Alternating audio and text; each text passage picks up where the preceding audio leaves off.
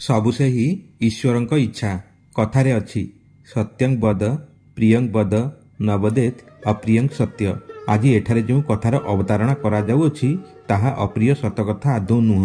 कथाटा हैला बापा मांकर एकमात्र पुओ राधुआ जन्मरु गोटे गोड़ छोटा, बाम पादटी दक्षिण पाद परि नुह, तेणु छोटे छोटे चले। लोके ताकू छोट राधुआ बोली डाकंती। भारी कष्ट हुए राधुआकू।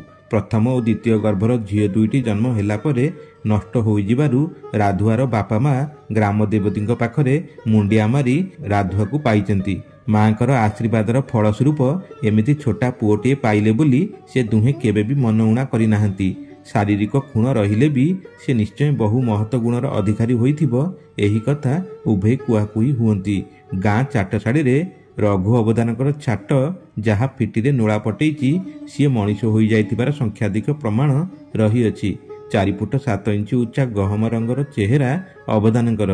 पिलामानंकु निज पुओ झीहंकठारु अधिक स्नेह श्रद्धा करती, किंतु सीए जो पाठ पढ़ेथिबे ताकु जदि कोनोसी पिला भूलीगला बा भूल भावरे उपस्थापना कला तार जान निस्तार नहीं। राधुआ को 4 वर्ष बयस होईगला परे गणेश पूजा दिन राधुआ बापा गोटे पसरारे नड़ियाटीए, पाचिला कदली 2टा, किछि रंग बेरंगर फूल, स्लेटटीए, खड़ी खंडे एवं दक्षिणा हिसाब से टंकाटीए नहीं खड़ी छुआ परिदेवाकू अवदान को कहिले। अवधाने खुश। ताको चाहाड़ीर चाट संख्या एबे आउ गोटे बढ़ीगला।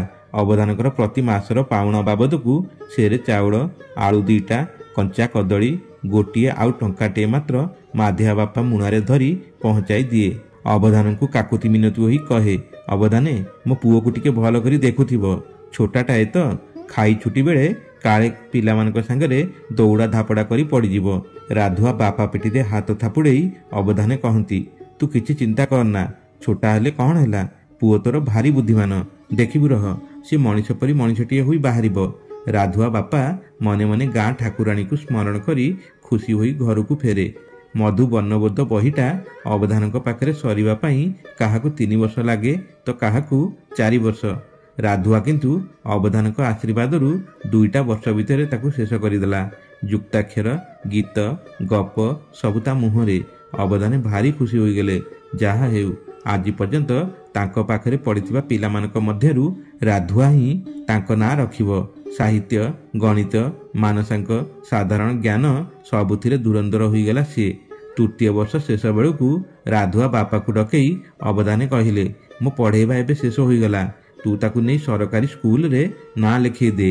मु जहा जानी पारुछि राधुआ आउ पछुको हटिबनी। गुरु दक्षिणा स्वरूप धोती जोड़े, चाउल दिशेरे ता सहित परिवा पत्र किछि देई राधुआ बापा राधुआ को सांगेरे नहीं तांको गाँ ठारू 5 माइल दूर थिबा सरकारी स्कूल रे ना लिखेदेला।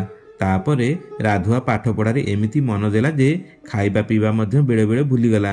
दोल मेलणरू ता बापा ताकू किणी देइथिला बंशीठिए। छुट्टी दिन मानकरे पाठ पढ़ा सारी घर बाड़ीपटकू जाई आंब गछ डाले बसी बंशी फुके सीए। बिना गुरुरे एते सुंदर बंशी बजाई जे शुणिबा लोक आश्चर्य होई चकित होई जांती। राधुआर पाठपढ़ा खर्च दिन को दिन वृद्धि पाइबाकू लागिला।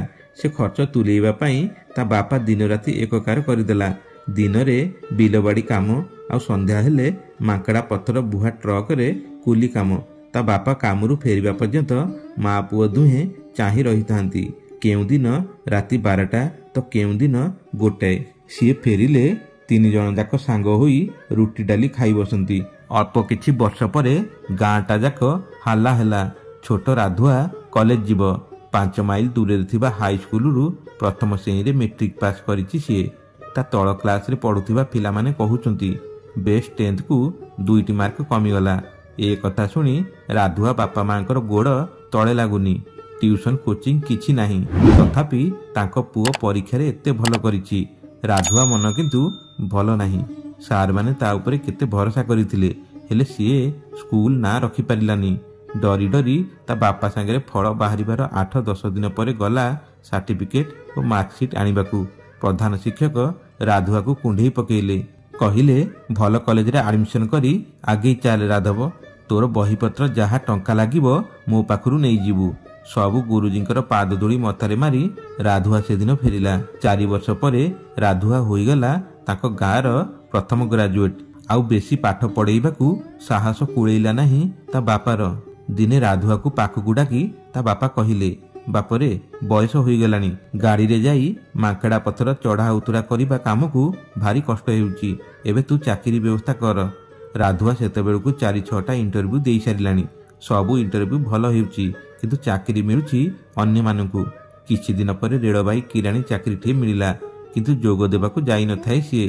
ଠିକ୍ ଏହି ସମୟରେ ଗୋଟାଏ A କ୍ଲାସ୍ ଅପେରା ପାର୍ଟିର ମ୍ୟାନେଜର କେଉଁଠୁ ଖବର ନେଇ ଆସି ପହଞ୍ଚିଗଲା ରାଧୁଆ ଘରେ।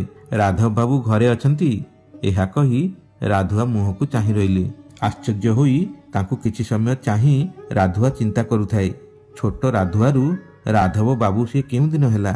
ପ୍ରକାଶ୍ୟରେ କହିଲା, ହଁ ଆଜ୍ଞା କୁହନ୍ତୁ, ମୁଁ ନିଜେ ରାଧବ। ତଳୁ ଉପର ଯାଏ ମ୍ୟାନେଜର ବାବୁ ତାକୁ ନିରୀକ୍ଷଣ କରି କହିଲେ, ଆପଣ ରାଧବ ଦାସ? ଆଜ୍ଞା ହଁ, ଗାଁ ଲୋକେ ମୋତେ ଛୋଟା ରାଧୁଆ ବୋଲି ଡାକନ୍ତି।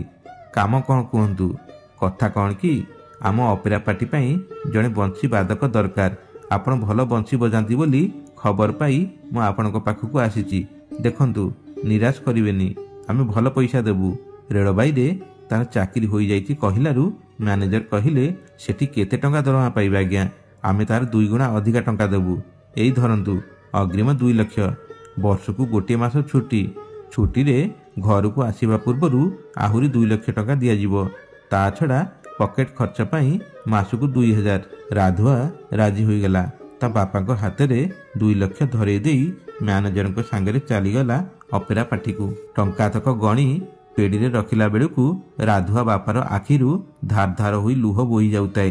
ଏକାଥରକେ ଏତେ ଗୁଡ଼େ ଟଙ୍କା ସେ କେବେ ଦେଖିନଥିଲା କି ଗଣି ନଥିଲା। ରାଧୁଆ ମନରେ କିନ୍ତୁ ବିଷାଦର ଛାୟା। ଏତେ ପରିଶ୍ରମ କରି ସେ ଯେଉଁ ପାଠ ପଢ଼ିଲା ତାର ମୂଲ୍ୟ ତାକୁ କ'ଣ ମିଳିଲା? ତା ବାପା ଯେମିତି ତା ପାଇଁ ଦିନରାତି ଏକକାର କରିଦେଲେ, ତାର ଫଳ କ'ଣ ଏଇଆ? ଈଶ୍ୱରଙ୍କର ବୋଧ ହୁଏ ଏହି ଇଚ୍ଛା। ଏହା ଭାବି ଅପେରା ପାର୍ଟିରେ ଜଣେ ବଂଶୀ ବାଦକ ଭାବେ ସେ ଯୋଗ ଦେଲେ।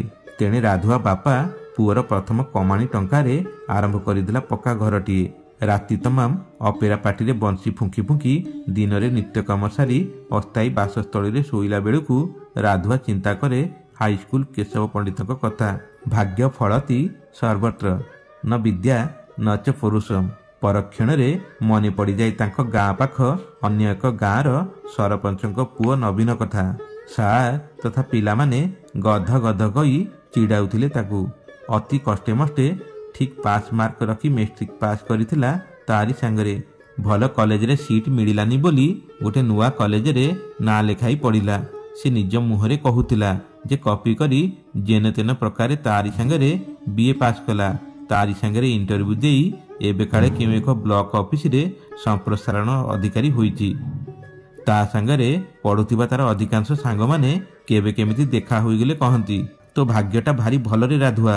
ଆମେ ସବୁ କିରାଣୀ ଆଉ ମାଷ୍ଟର ଚାକିରି କରି ମାସକୁ 5-7 ହଜାର କମଉଥିବା ବେଳେ ତୁ ପ୍ରଥମରୁ 40,000 ପାଖାପାଖି କମେଇଲୁଣୁ। ତୋ ବାପା କେଡ଼େ ସୁନ୍ଦର 2 ତାଲା କୋଠା ଘରଟିଏ କରିସାରିଲେଣି। ତୋର ଡର କାହାକୁ କହିଲୁ? ଆମ ପରି ନା ତୋର ଅଛି ଭିଜିଲାନ୍ସକୁ ଡର, ନା ଅଫିସରଙ୍କୁ। ତୁ ଏବେ ଯାହା କମଉଛୁ କେଜାଣି ବୁଢ଼ା ହେଲା ବେଳକୁ ଆମେ ସେତିକି କମେଇ ପାରିବୁ କି ନାହିଁ। বন্ধুগণ, আশা করছু আপনার এই কাহিনীটি নিশ্চয় পছন্দ আসিথিব। কাহিনীটি পছন্দ আসিলে আমার এই চ্যানেল কু লাইক এবং শেয়ার করে দিয়ন্তু। হ্যাঁ, যদি আমার এই চ্যানেল কু নূয়া করি আসিথিতি, চ্যানেলটি কু সাবস্ক্রাইব করিবা সঙ্গে সঙ্গে বেল আইকন কু দবাই অল বটনটি কু চিপি দিয়ন্তু। যেতেবেলে বি এই ভଳି ভিডিও আম চ্যানেলে আসিব, সর্বপ্রথমে আপনার পাখকু নোটিফিকেশন দিব। পুনি দেখা ହେବ আগামী ভিডিওরে আউ এক নূয়া কাহিনী কু নেই। সেতবেলে পর্যন্ত রহুছু। জয় জগন্নাথ।